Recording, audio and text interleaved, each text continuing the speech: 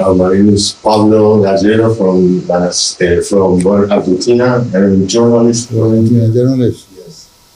Azuri فرماتے ہیں کہ بہت خوش ہیں. He's very happy to be here, especially for him it was a very, also on a personal level, on personal level it was a very spiritual experience for him.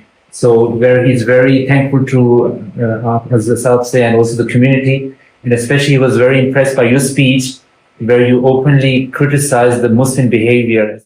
So I just spoke the truth. I spoke about reality.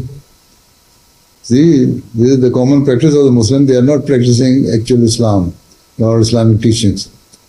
I have to warn them. I have to advise them so that it will help you to do some self-reformation.